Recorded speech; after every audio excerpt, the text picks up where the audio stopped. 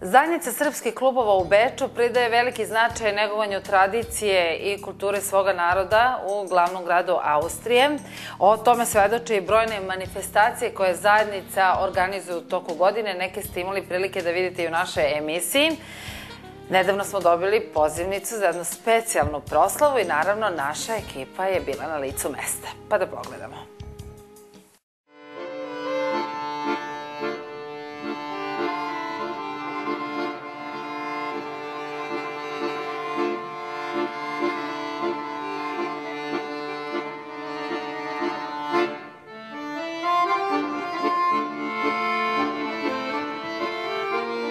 Zajednica srpskih klubova iz Beča je danas domaćin tradicionalne večere povodom Srpske nove godine, koje mi organizujemo svake godine sa našim članovima, klubovima, članovima naše zajednice, našim partnerima, saradnicima sa kojim zajednica ima jako dobre odnose. Pre svega mislim na institucije grada Beča, institucije Republike Srbije, medijima, našim sponsorima. Ovo je jedna prilika da na kraju godine se sretnemo sa našim prijateljima, analiziramo proteklu godinu i utvrdimo možda neke ciljeve za budućnost. Koliko vaši gosti, Austrijanci, znaju o pravoslavnoj Srpskoj novoj godini i uopšte običajima naših?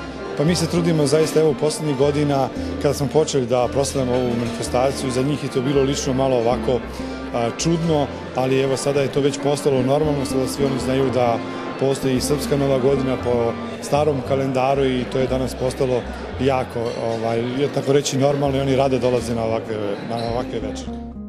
Radnička komora je nagrađena zlatnom plaketom za dobru saradnju sa srpskom zajednicom.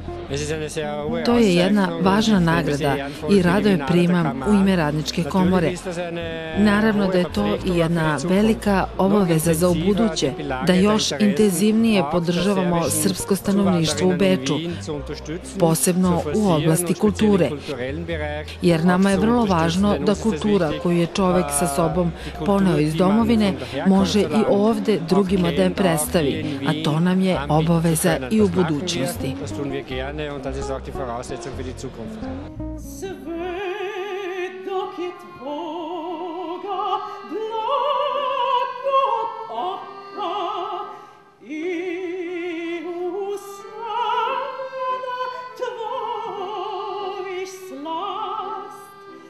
Srećna vam nova godina, srećno vam novo leto, ovde u Beču, najvećem srpskom gradu u Evropi van Srbije.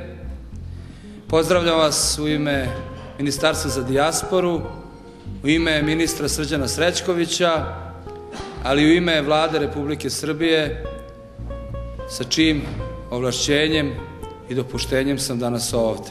Ja se uvijek trudim da budem na onim mestima gde se okuplja naš narod, ali to ne prođe samo u nekoj, tako kažem, ceremonijalnoj poseti, da ostane sve na rečima, nego da probamo da se dogovorimo nešto konkretno.